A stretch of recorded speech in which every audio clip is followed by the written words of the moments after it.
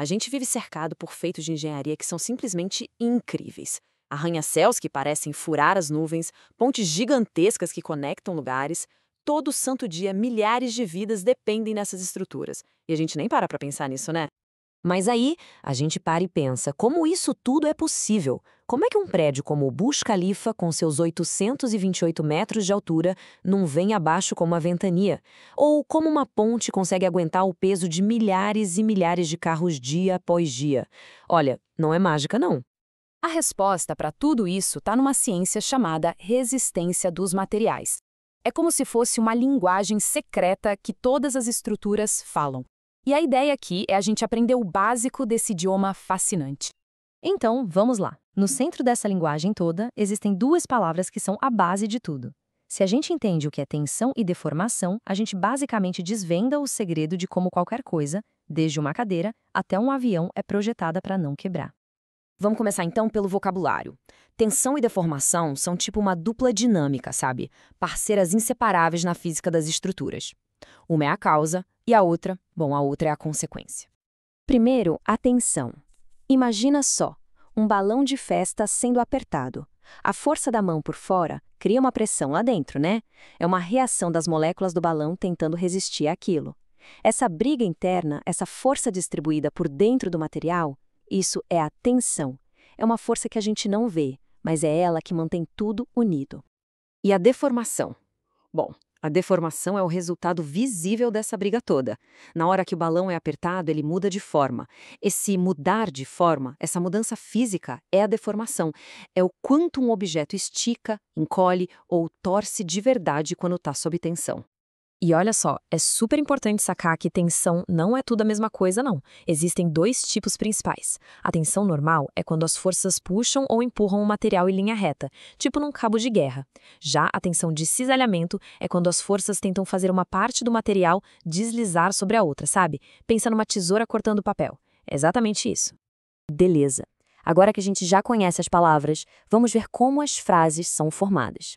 Vamos dar uma olhada em como as forças externas do dia a dia, que agem nas estruturas, acabam criando essas tensões internas.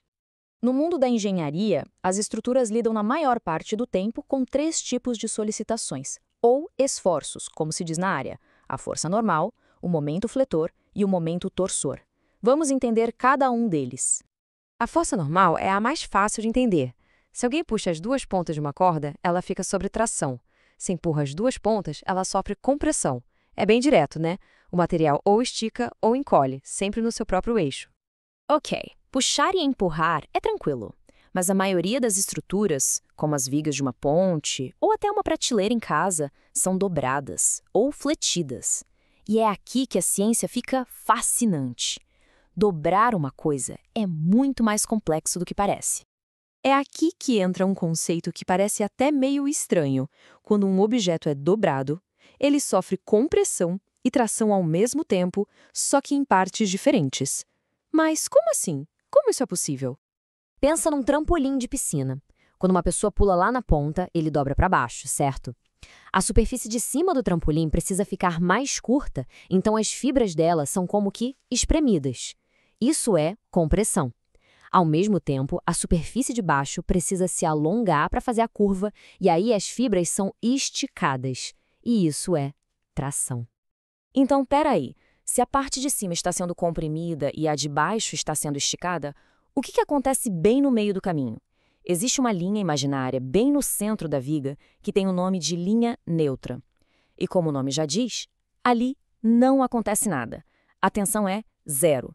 É tipo a zona de paz no meio da guerra entre a compressão e a tração.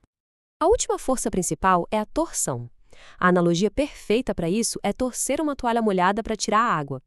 Essa ação de girar cria tensões de cisalhamento por todo o material, com as fibras tentando deslizar umas sobre as outras, num padrão meio espiral. É o que acontece direto em eixos de motor e em parafusos, por exemplo. Então, para a gente amarrar as pontas aqui, o ponto central é este. A força normal gera tensão normal. O momento torsor gera tensão de cisalhamento.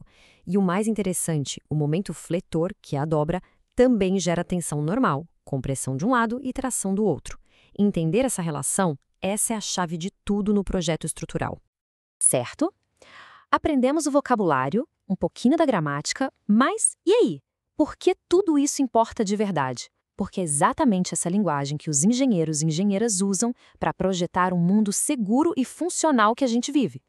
Entender de tensão e deformação permite que cada pecinha de uma construção seja calculada para obedecer a 3 condições que são essenciais. Sem elas, nada ficaria de pé por muito tempo. Primeiro, a estabilidade. A estrutura precisa ficar em equilíbrio, sem risco de tombar. Segundo, a resistência. Ela tem que ser forte o suficiente para aguentar as tensões internas sem quebrar. E terceiro, a rigidez. Ela não pode se deformar tanto a ponto de não servir mais para o que foi feita. É sempre um balanço muito delicado entre esses 3 fatores.